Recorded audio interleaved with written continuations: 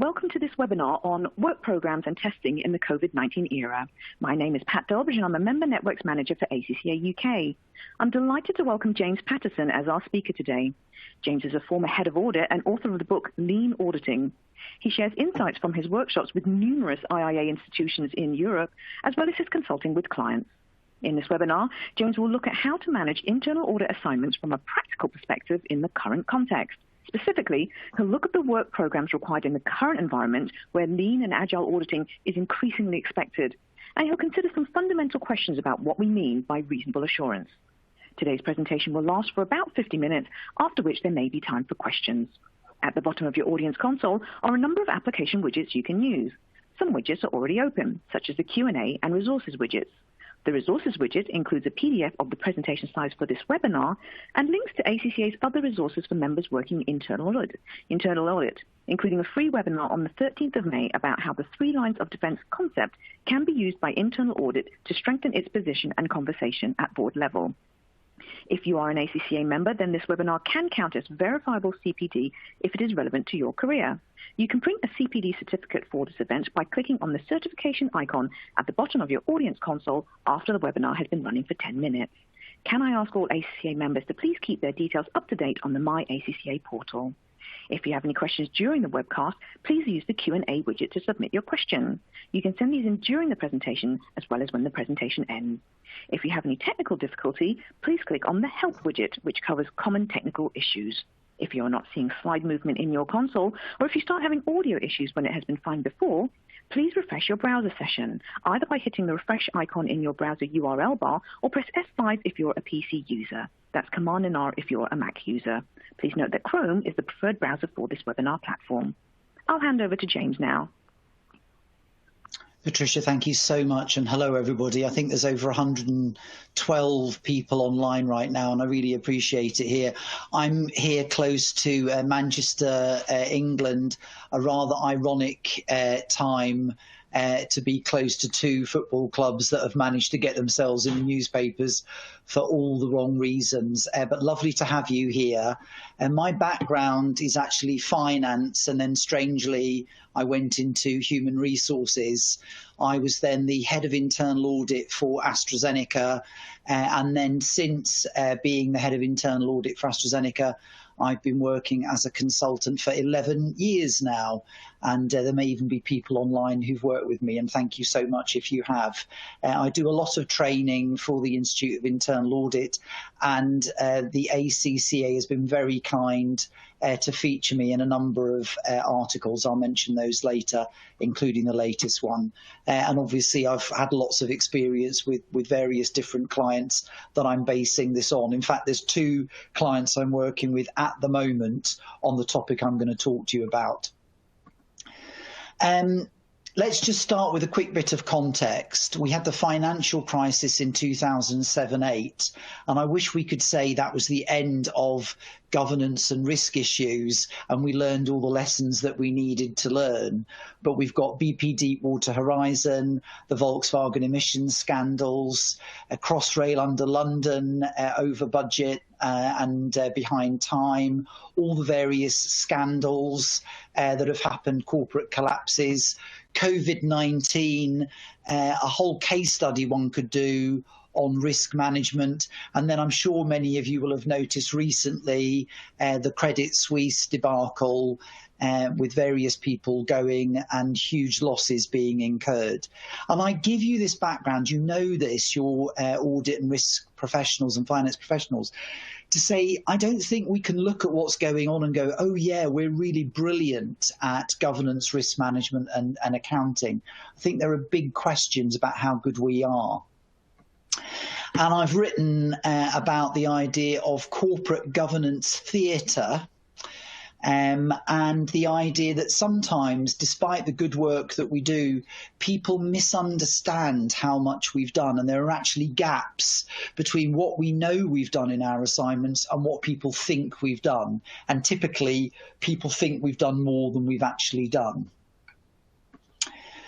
Now, we can look at the history of external auditing and go right back a very, very long time, and you'll be aware of work that's underway at the moment to strengthen the quality of audits as a result of Interserve and Carillion and various other things.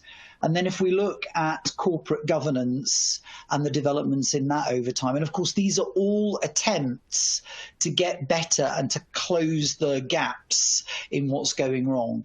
So we've got lots of corporate governance codes, and then of course in internal auditing, I always remind people that we're a young profession. We only started in 1941, actually 80 years this November, and various codes and practice guidance on how to get better at that. And what that basically means, and again, I'm just going through this quickly because I'm sure you know this, is that we're evolving our practice in internal auditing, moving from the traditional areas into the whole GRC area, and then again into value-adding, insightful, proactive, coordinated, and of course this buzzword of lean and agile. And then of course with COVID-19, the whole issue of remote auditing and so on and so forth, and I'll come on to that in a minute. So one of the tricks we've got is how do we do all of these range of things and get the balance between them right. Again, I'm not going to just read out standards, but I'll pick a few phrases here because they're probably helpful when we look at work programs. We've got to be insightful. And one of the things I always say to people about insight is insight means don't tell people what they already know. It means joining up the dots, making connections, helping people see consequences, causes that perhaps they wouldn't have seen on their own. Sometimes being insightful is about doing work between different departments because problems lie between different departments. The standards go on to talk about assurance coordination, and they also, when it comes to work programs, talk about the fact that we should do our assignments with clear criteria. And obviously, we should have a work program which should be approved and then adjusted accordingly. And if you think about remote working, agile activities, one of the issues is how do we do that and yet make sure that we comply with standards? So if somebody reviews our work, they don't go, well, why did you cut that corner? Why didn't you do this? That's part of what I'm trying to kind of explore with you here. One of the interesting things about how much documentation we need is we only need sufficient information to support assignment results. And we'll come back to this a little bit later. And one of the things that I just like to highlight when it comes to the fundamentals is the IA standards don't talk about auditing. If you go and look at the standards again, they talk about audit engagements. I often call these assignments. And I think this is a really important thing is, and I've got this for some clients at the moment, you know, what do we do for an audit assignment? It's like, what do we do for an audit? It's like, hang on a minute, what sort of assignment is it? Which I'll come on to. Now, in terms of changing our approach, the buzzwords are the kind of lean and agile ones, and then we've got analytics, which I'm sure a lot of you are getting into, and then the remote auditing world that we're in. And I've included a link here. This will be in a handout pack to quite a nice little bit of information on golden rules around remote auditing. So look this up afterwards if you haven't seen it. It's really good in terms of kind of things to look out for. And the Institute of Internal Auditors, and again I've got the link there below, has issued a lot of guidance on how things have changed as a result of COVID. And not surprisingly, lots of audit teams have changed their work programme, stopped doing things, started to do new things as a result of COVID-19. And this gives us a first question that I'd like to ask you. I'm looking forward to 100 nod replies. Given what's happened over the past year or so, are you noticing that your average assignment length is shorter than before, about the same as before, or even longer than before. And obviously, we're trying to do this on average. And if you could please click one of these and then submit in a couple of seconds, about 10, 15 seconds, I'll move on and we'll see the results of this poll. The IIA guidance doesn't really and survey doesn't really address this question in a lot of detail. It talks about changes, but not the basic question of are assignments longer or shorter than before. So 5, 4, 3, 2, 1, and let's see the results. Whoa. Oh, that's so interesting. So actually, a number of you have got more days now than before. And I'd really be interested if you want to put something in the chat here. Obviously, with over 100 people, we've got to kind of manage this. So is it more days because they're asking you to look at certain things in more depth? It'd be really interesting to understand the answer to that. But thank you so much. That's really interesting. So I'm going to talk about assignments in a second, but I need to preface this by briefly talking about planning. And one of my roles, hopefully, I'm a bit like a sponge, is I work with a lot of great clients and they've got great practices, and I see my job as trying to share back to you what I see that goes on that I think is pretty cool. And one of the things that I think is pretty cool when it comes to doing audit planning is to obviously have the areas that we're working on, but to think about the question, what is the real focus or priority for this assignment? I call this the exam question. So ask yourself the question, if you've got an area that you're looking at, is it clear from the planning process what the real true priority issues are? You might have sometimes 3, 4, 5, 6, 7 areas of scope. So would I know what the top 1, 2, 3 areas of scope are? And then the next issue to highlight here, and you can see it clearly, is this an audit? We'll come back to that. Or is this a review? Some people use language like health checks or quick scans.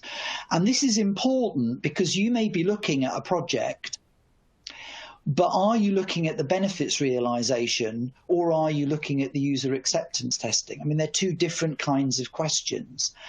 And if you are looking at the benefits realization, one of the questions might be, well, how much resolution on whether those benefits are going to be obtained are you actually doing? And I've got an example here where we're saying we're going to check the benefits to within, let's say, $1 million. I've then got something around priority and delivery date. But this is just something you might want to consider and benchmark yourselves against. The reason this matters is if you're doing an audit, and again, we'll come on to that, versus a review, the audit will typically need more days for a given amount of breadth. So let's just get you to, again, help us with a bit of benchmarking. On average, if you're doing an assignment at the moment, what is the typical length of an average assignment? And I've got the under 20 days. So this would be 2 people for 2 weeks, 5 days a week, that would be 20. And then 60 days, it could be a combination of the number of weeks on the assignment and the number of people that are involved. I'm not talking about elapsed time, I'm talking about the time dedicated to a particular assignment. So again, I'll just give you another 10 seconds and then we'll get the results of this poll. And I'm hoping that we can capture these later so that you can refer to them. 5, 4, 3, 2, 1, and let's see the results of this. Okay, very interesting. So we've got a number of you, just under a quarter, with assignments of less than 20 days, and then some of you with assignments that are more than 3 times that. And again, one of the issues here is how do you make sure that stakeholders understand that a 20-day assignment is going to be materially different from a 60-day assignment or an 80-day assignment, whatever. Thank you for that. Very interesting. The other obvious thing if we're doing assignments is we need to do them at the right time, because there is a value to providing information at the right time. And you'll know this from COVID. You will have been asked to do things with very short deadlines. And obviously, the good practice is we've got a series of assignments that we're going to do. And obviously these assignments could change. So the reason we've got the P1 and the P2 there is the priority 1 assignments always get done, and the priority 2 assignments may be cancelled to make way for a priority 1 assignment that comes along. I'm a great believer in not seeking approval to change the audit plan. I believe that a good audit plan should automatically have flexibility built into it. You say to the audit committee, look, if something really important comes along that's priority 1, I reserve the right to postpone a priority 2 assignment so I can just get on with it, and I'm not having to wait for you to agree to it. I'll let you know afterwards what we've changed. And the good practice is obviously to have a target time, and then always, I would say, to be working backwards. And this is the whole idea behind the lean and agile concept. Well, if you need me to tell you about the user acceptance testing or to tell you about a particular issue by this deadline, then I need to work backwards to figure out when we start and so on. And typically the lead times for assignments are being compressed significantly. So, one of the obvious questions is, who are we doing our assignments for? And if we had more time, we could do a poll question, but we're not doing it, on who are the prime customers of internal audit. And this is important because when we're doing our work programme and when we're doing our scoping, there's a kind of fundamental question. Well, am I doing that scope for the manager that I'm auditing, or am I doing that scope for the executive level or the board level, or a combination? And if I'm doing it for a combination, then who is a priority here if I'm under pressure for time and resource? I'm sure a lot of you have had a lot of activity at board and exec level over the past little while.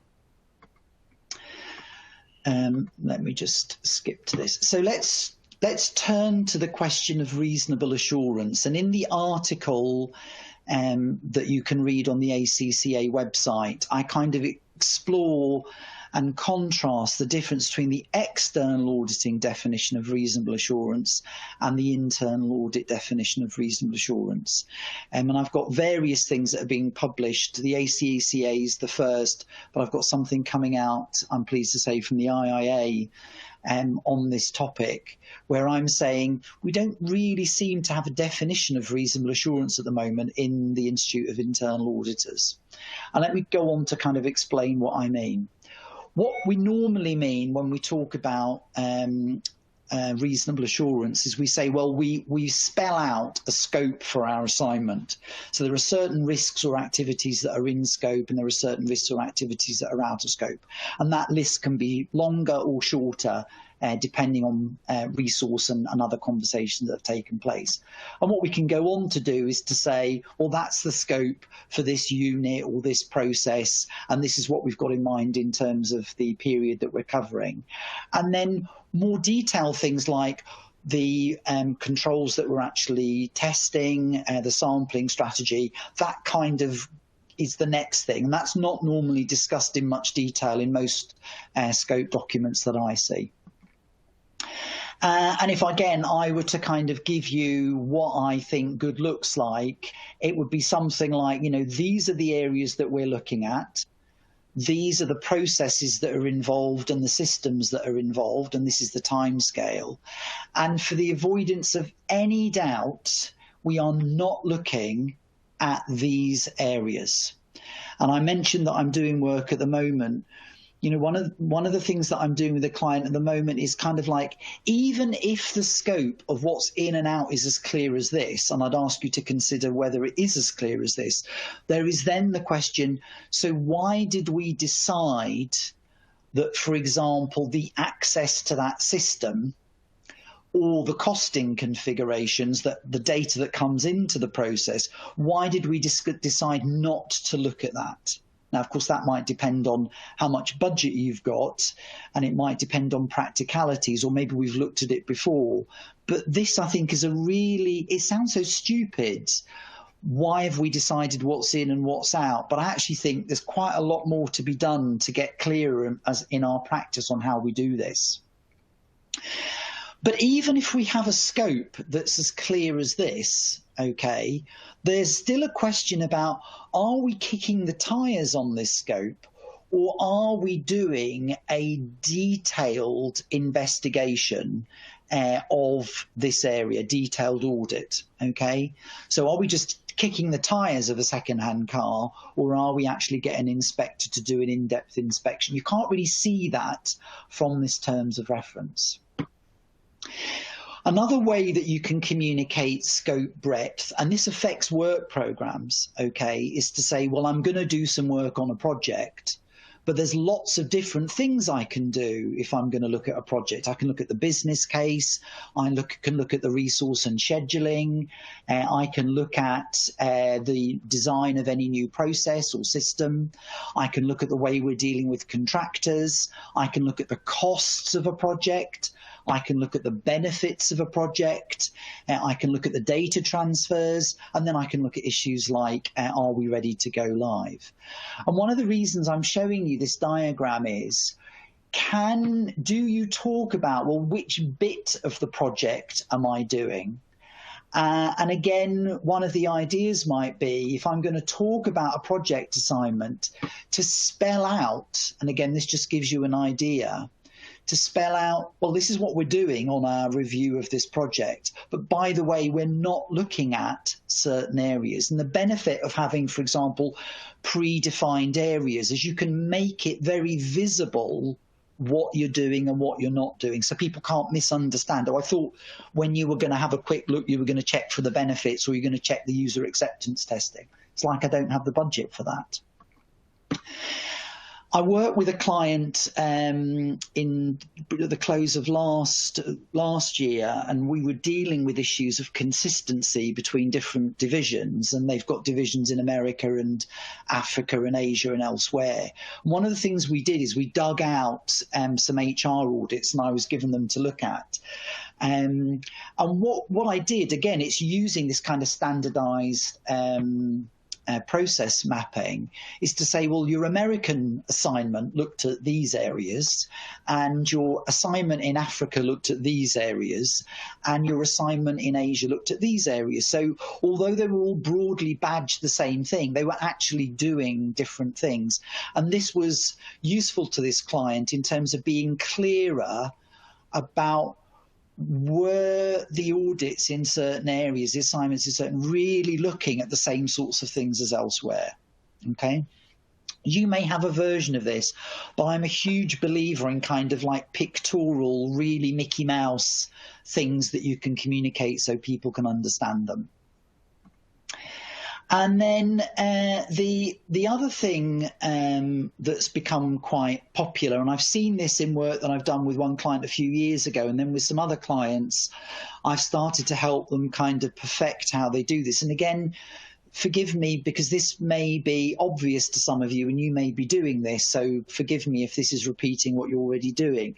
But, you know, using a diagram to explain what your audit scope is. So, for example, we're going to have a look at a process, and that process is underpinned by a series of systems, okay? And let's assume that the process is going to be recruitment, for example.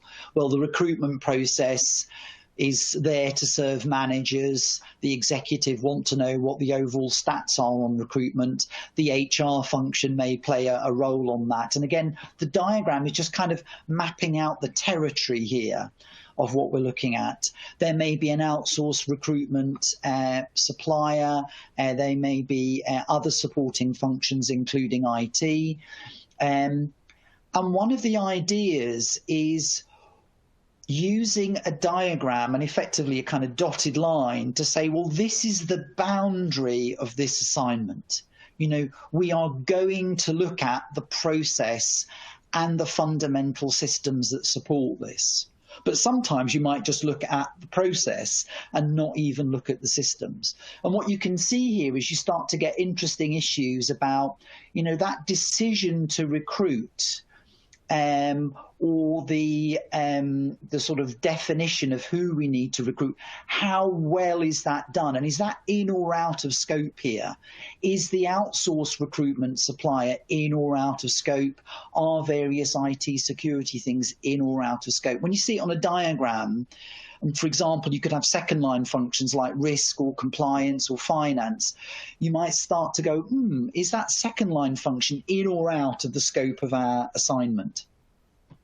So just an idea for those of you who haven't seen it before is thinking about using a diagram to spell out the boundaries of what you've done, and what are the givens and the data inputs and so on that will not be addressed. And one of my clients that I'm working on at the moment, they're now starting to map their findings against the diagram as well as in a standard table.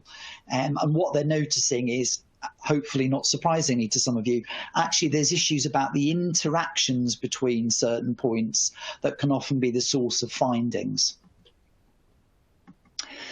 So the lean auditing mindset and the agile kind of mindset is, before you start auditing, okay, and focusing on a particular thing, make sure that you've stepped back and you understand where the risk and where the value is, okay? Because it's so easy to get an area to look at, and the first thing you do is dust down a work program and off you go. And one of the paradoxes about being lean and agile is slow down and make sure you're answering the right question first before you just dive in. So let's talk about work programs. And again, forgive me if this is a little bit basic, but hopefully it's kind of useful maybe just to have a refresher. So what we've already discussed is that there can be like full scope assignments, which are broad. They've got a number of areas that are involved, and we saw that earlier. There can be narrower but still relatively broad scope areas, for example, staffing practices. And then there could be a limited scope assignment where we look simply at the recruitment and the onboarding. Or finally, we could have a very focused scope where we're simply looking at the decision to recruit. We're not looking at, for example, how well did the induction process and the onboarding work, okay? But of course, it's only when people are actually on board and working productively that we get the benefit from recruiting people. So I like to show this in a diagram just to kind of emphasize that there are these choices, and that's what we often talk about. But let's just go a little bit deeper now into maybe some compare and contrast, okay? If we're doing a work program, I think the general idea is, are the risks that are involved properly identified and understood, and are we clear about the governance over this risk, the roles and accountabilities and the authorities in which this risk is managed? And by the way, sometimes simply at the question of actually who is accountable for this process or this risk across the organisation, you might think, hang on, there's already potential issues about accountability and ownership before I've even started doing the audit programme. But assuming that that is clear, we can then come on to, well, are the controls that are in operation, so for example, we might do a walkthrough or whatever, are they correctly designed? That's always the first question. And then the second question is, and are those controls operating effectively? And one of the things I always emphasize to people is it's not just operating effectively, it's operating effectively to manage this to the right level. We start to get into the idea of the risk tolerance or the risk appetite. You'll know this. You may do an assignment and you say, this isn't operating the way it should be. And then a manager will say to you, yeah, but it's kind of good enough. The problems are only little ones. And you see that to them, they're saying, I think we are operating effectively to manage these risks to 80-20. That's their version of it's fine. Whereas you're thinking, no, for this particular risk, you should be managing this risk to 90-10 or 99-1 out of 100. And I think often this can be the source of arguments that we have. So to me, there is a real connection between the work program that you have and just how well does this risk need to be managed. So what we get, hopefully, is something like, and obviously I'm not putting all the detail in, is something like, well, there's this risk, and this risk has a series of controls which manages it, the expected controls. And then in the work program, we basically say, so are managers actually doing these things? Do they even have them on paper that they should do them? And we do a design assessment. So is management actually recognizing that it needs to do this thing? And one of the tips I would say when it comes to design assessment is I would always expect an individual control for an area that's important to be SMART. You know that for target, specific, measurable, achievable, realistic and timed. So to me, a control is not well designed if it's not SMART. So for example, somebody can say to you, we have a control to train people. And I would say, okay, great. But what is the SMART definition of how many people need to be trained and how often, and is there a pass mark? And who does the training? You know, unless the training is SMART, it's just an aspiration. It's not actually something that can operate, even in theory. And then moving on from the design step, we then go into the effectiveness step. And that's where we get into whole issues of analytics, et cetera, which I'll come on to. And I would always, when I'm doing a lean or an agile audit, you know, one of the tricks behind doing a lean or agile audit is to learn to pause at the design step and ask ourselves the question, well, the design isn't even there. So does it really make sense to get into the operation? And this allows you, therefore, to stop quicker. And the other stupid trick, which again perhaps many of you are doing, is do you share your expected controls with your client before you start your field work? And part of the lean auditing technique is to say, I'm not going to tell you the detailed work program, but look, we're guessing that you need to have these controls. Can you tell me that you've got these controls? And if they say to you, well, no, we definitely don't do that, well, then potentially you've already got a finding before you started the field work. Okay, so I've just got to watch time here. Let's dig a little bit further. So back to that example of an HR audit. Is this a review of the key controls and the design of the key controls? So in other words, I can see that the recruitment policy requires this, and it's a SMART requirement.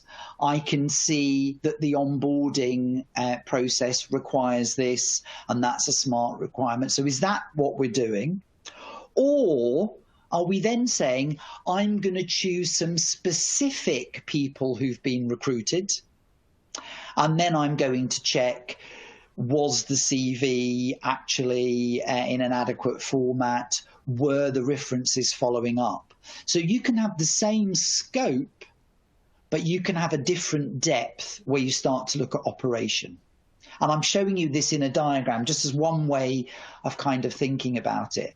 And then you can have a narrower scope, but you can still have the question of a narrower scope, but a different depth. And again, the reason this matters is you're going to have different budgets for these different types of assignments. Again, maybe you're doing this already, but I show you this just to kind of illustrate, do you talk about these different types of assignments when you're doing an assignment? What kind of assignment am I doing? Am I going broad and shallow, or am I going narrow and deep? Because that will then affect the work program.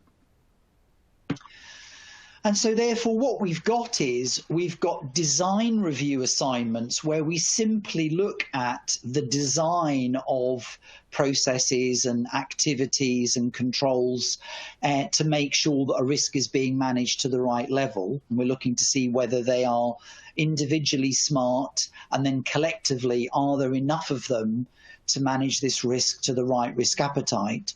Or am I doing an audit where I'm getting into operational activities as well? And of course, the design question could already have been looked at perhaps in a previous assignment, and therefore we don't need to look at that. And then finally, am I doing an in-depth audit or investigation? And we might do an in-depth audit, for example, in a highly sensitive or extremely risky area, perhaps where there are many detailed regulatory or other requirements, and therefore the work program is going to be more substantial. And of course, the reason I'm showing you this is I think unless you get that bit straight, we can't then talk about, so now what should my work program be? One I was just looking at yesterday, the work program has 99 areas to be looked at during a 60-day assignment. And, you know, I'm starting to talk to my client about, that's quite a lot of things to do, and we haven't even started talking about the depth issues.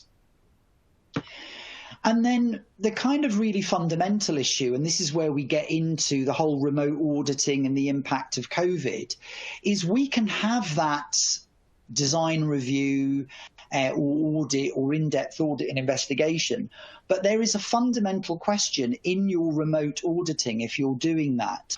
What types of remote auditing technique are you using? Now, obviously, there's a question of access to systems. That's the first thing to say. You need to be given access to systems. You need to know how to mine those systems. But, you know, are you doing process visualization of how the system and the process is being used? Are you doing analytics around system settings, for example, around IT general controls? Or are you using more kind of basic data analysis, regression techniques and distribution techniques, looking for outliers? And again, what size and what populations are you looking at there? And what I would say, obviously, is, you know, there is an audit, and then there is an audit with full analytics capabilities. And that audit will have more assurance than if you just do an audit where you use, for example, sampling techniques. And similarly, when we then get into kind of in-depth assignments where maybe we're looking for fraud and we're starting to get into matching data between one database and another, and the fuzzy matching technique maybe to look for frauds or duplicate payments. Again, that's another level of rigor. And again, at the moment, certainly from what I've seen, you don't really see people talking so much about, you know, this design, audit, full depth and regulatory analysis, and then also backed up or not backed up by certain amounts of data analytics, etc. And again, I think you might want to think about that and make sure that people know, by the way, we've only sampled. I mean, one of the things I always say to people, if we are talking about sampling, if you're not able to do analytics, is, you know, what is your sample, and are you skewing your sample to where you think the risk areas might be? And often people do. They will not purely do a random sample. They will say, I think there could be an issue around the year end, or there could be an issue for transactions just below a certain threshold. And they've almost got a hypothesis that's guiding them to what their sampling is. And one of the things I often think, and we're going to come on to this in a second, is I'd often say, you know, if I found this, would you care? And if they say, this is at the beginning of an audit, well, no, if you found a, you know, a €50 problem in the expense audit, I'm not going to be bothered. I'd need to have hundreds of €50 audits. I'd be much more worried about a €1,000 problem. And that will affect your sampling. So again, there's issues about not only analytics or sampling, but what kind of sampling have you done? So let's just do some benchmarking again. We've got about just over 10 minutes to go on this. How many different types of internal audit assignments do you have? Do you have audits and investigations, audits, investigation, advisory assignments? Or do you have this concept of the review, which is not a full audit and it's not an advisory assignment? It's shallow, but it's trying to give assurance. So it'd be interesting to know how many different types of assignment or engagement you have. I wish I could have space for something else. I'm sure there are lots of something else's, but do your best to try and fit in what you do in relation to this. So 5, 4, 3, 2, 1. Yeah, fantastic. And again, this is useful benchmarking, you know, for those of you who are more in the audits and investigations or audits, investigations and advisory, you can see that there's quite a large percentage, and I think it is genuinely a growing percentage, who've got this kind of different types of assignments, the quick scan, the health check, all sorts of language that we're using. And again, this is communicating that it's engagements that we do, not simply audits. Thank you very much for that, very helpful. So just a kind of brief interlude, but only very briefly, to talk about the whole agile concept and to link this to the work program concept.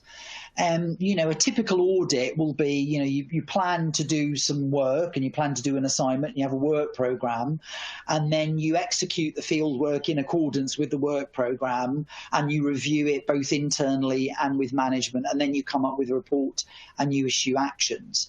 And one of the whole ideas behind the lean and agile mindset is the first thing we need to do is be clear what the high level value from this assignment is going to be.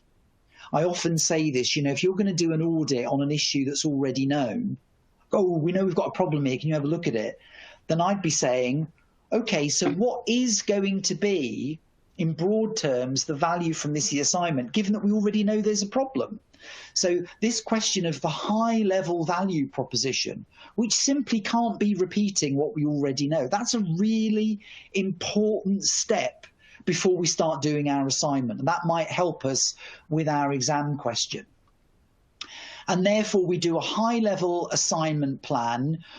We do a preliminary review, this issue about what's going to be in and out of scope. Should we look at the data? Should we look at the way this department links to that department? Because that might actually be really important before we start our actual assignment plan.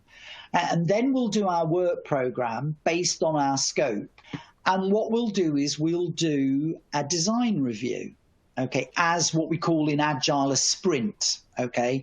Is this set up to work properly? And there may already be things to communicate and findings after 1 or 2 weeks. Based on that sprint.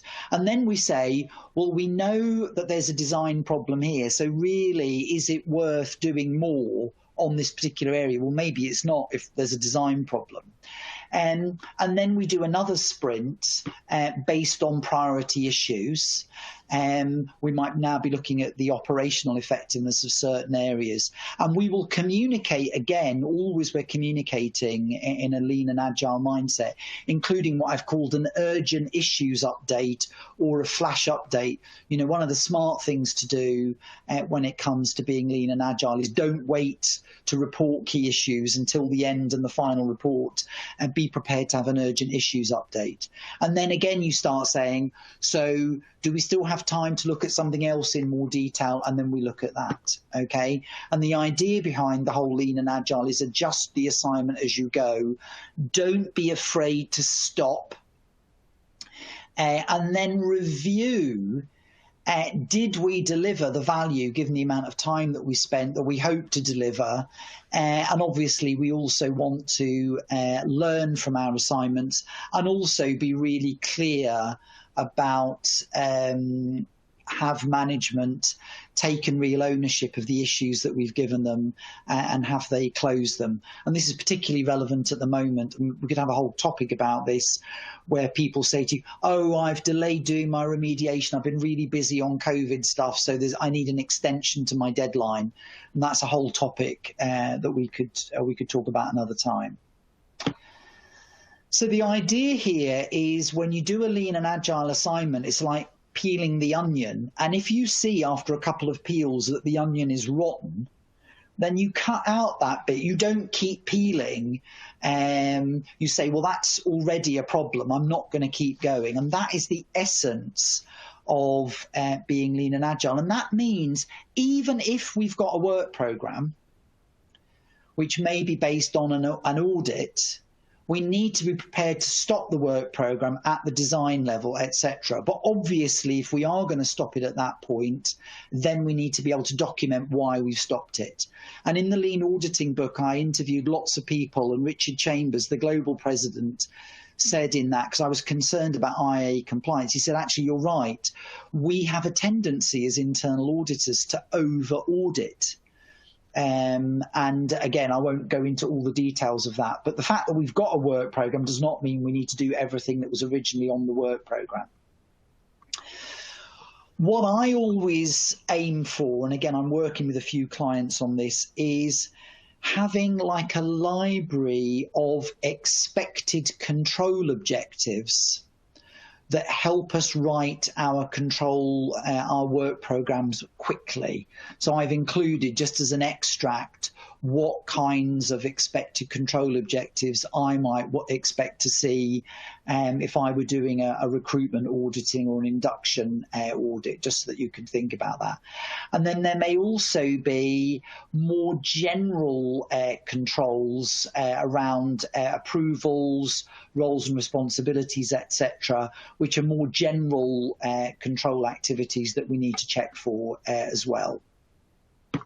And coming on to this question of reasonable assurance, and I've got a skedaddle to do this in time, how can we learn from external audit? Well, if we move to reasonable assurance from an external auditing point of view, as you will know, we've got this whole thing about, for external auditing, whether the financial statements as a whole are free from material misstatement. Okay, that is the goal.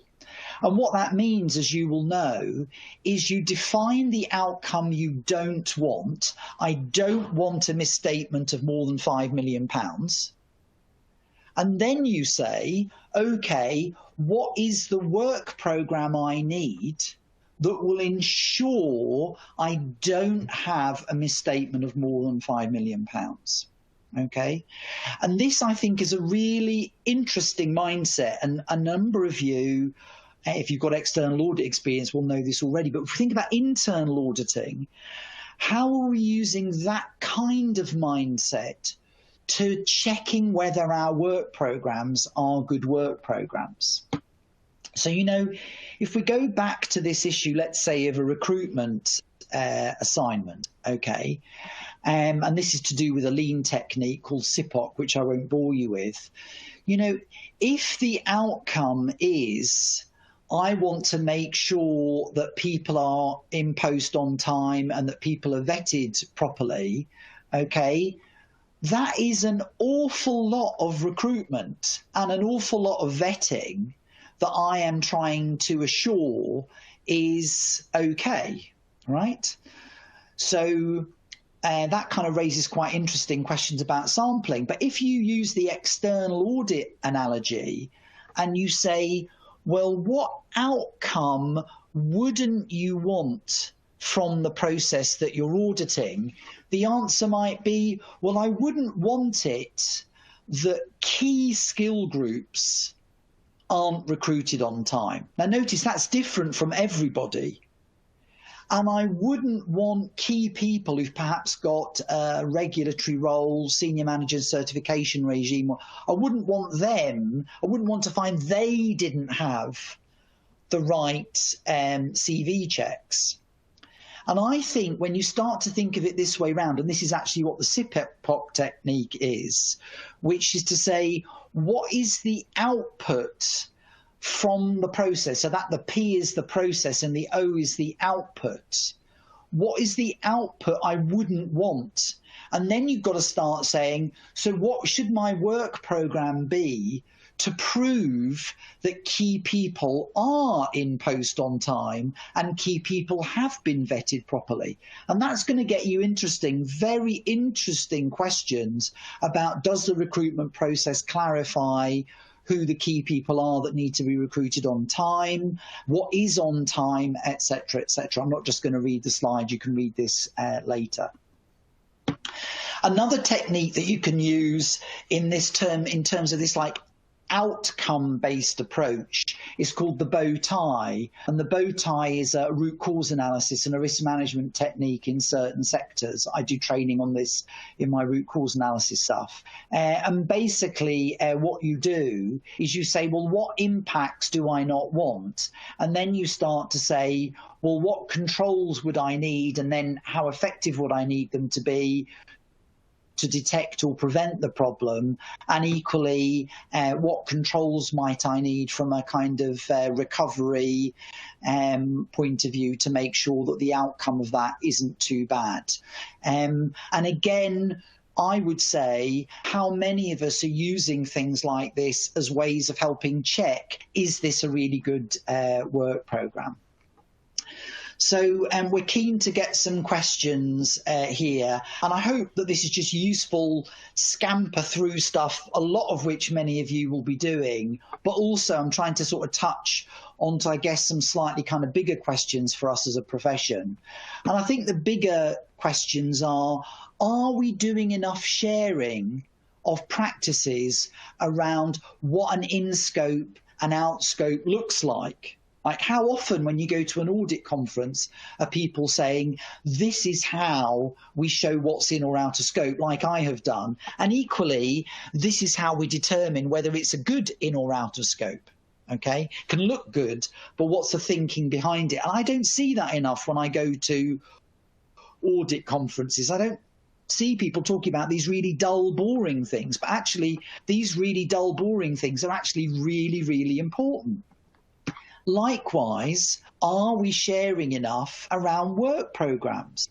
Okay, and when I spend a lot of my time doing in-house work where people are talking about problems that they've got with certain things, and I'll say, well, show me your methodology, show me a work program, and it's like, well, I can see from the way your methodology is written and the way your work programs look, no wonder people are having difficulty seeing the wood for the trees. Also, you're not really saying enough about sampling versus analytics versus remote auditing. That's neither in the scoping nor in the communication that's going on afterwards. So again, I think that's something we should be doing more of, and I hope this is a helpful start in that direction. And again, I think we should be trying to do more around a consensus on what kinds of assignment types there are, like a taxonomy of different types of audit assignment. You've had a start of a 10 from me. And also a taxonomy on different types of audits, from audits of key controls to all controls, to audits including analytics versus sampling, audits involving machine learning and artificial intelligence. I mean, we could have a whole conversation about that. And I think this is the next frontier as we look forward after 80 years of internal auditing. I think we've got still work to do to really share and communicate good practice. And obvious practice will vary from one situation to another, but I think just kind of sharing our stuff and seeing what we think about it, I think could be really useful. And I also think, obviously, more work on outcome-based approaches for internal audits. I think this way of saying, what outcome wouldn't I want from this audit? And an obvious one is this an audit that will look at fraud or not? And I think, again, that should always be, we're asked to consider that. But I think if this is not an audit that's going to consider a fraud, that should be a standard. We are not looking in depth for fraud-related risk in relation to this assignment. Because what we don't want is people saying, you know, the regulators come along, or, you know, you had a look at this and now we've got something that you didn't find. That's, to me, the nightmare for internal auditors. And I hope you've got that sense of that as well. So it's been a short 50 minutes, but have you got any takeaways from this webinar? Is there something you want to think about in terms of defining in or out of scope? Is there something you think you need to do about the depth of assignments and whether design validation has been included? How good are you at the moment about known issues and actions and the priority areas for scope? Maybe that's something, I didn't really talk about that in depth, but I kind of hinted at that. And maybe it's a combination of some of these things, so that would be great. And then know if you're already doing these things, then obviously click that, and that's useful benchmarking for other people as well. So we will now just 5, 4, 3, 2, 1.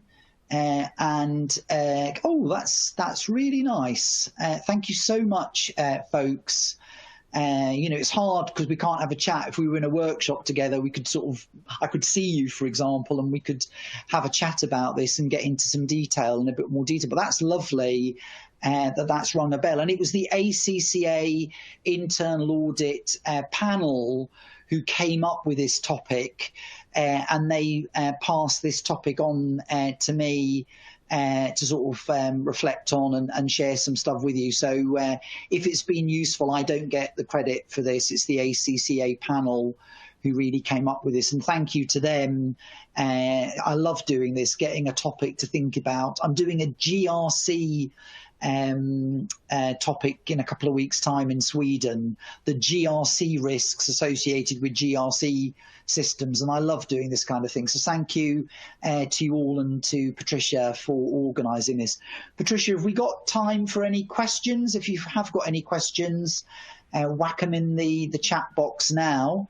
Otherwise, we're going to be wrapping up in 5 minutes. And thank you so much, all of you, for attending. I'm hoping we've got a reasonable number who've hung on in there. And we just have a look. Yeah, we do have a couple of questions, and we've had over 200 people joining us today, which is great. So the first one is just a comment in response to one of your polls. Due to the pandemic, visits are being a new constraint, and therefore understanding internal controls becomes a task. A question from Philip. Have you seen any trends for auditors to be dragged into COVID-related firefighting? And if so, how do we remain independent? It's a brilliant topic. In that IIA survey done last year, and it wasn't very clear in the diagram that I showed you, something like 35% of auditors have been dragged into COVID-specific stuff. And the Institute of Internal Auditors has actually issued a guidance. They've got a COVID hub. I'm sure there's something on the ACCA audit website as well. And they've basically said, we are not going to give you a hard time in 2020 for the fact that you got dragged into COVID-related second-line work. The key issue for you is declare that that's what you did. I can't stress this enough. The Institute has changed its view on second-line related stuff, but the trick is to declare it. Probably on balance, this was more compliance related or first-line related than second-line.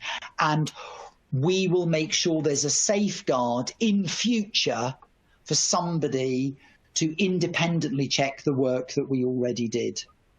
The other thing I'd say, just to finish this off, to give a kind of complete response, is one of the reluctances to giving advisory work is you think, well, I'll give them advice and then they'll ignore me, and that'll be really frustrating, because if I'd done an audit, I would have had to have given them an action and they would have had to have done it.